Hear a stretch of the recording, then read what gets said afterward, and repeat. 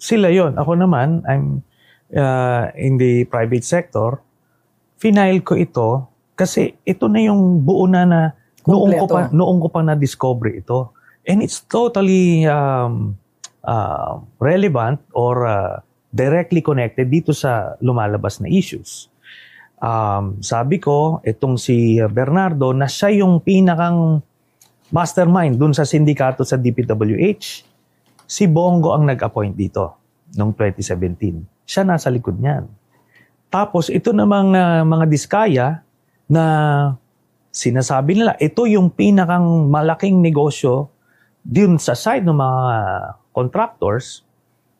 Si Bongo naman na nasa likod niyan, ayon mismo kay Mayor Vico Soto.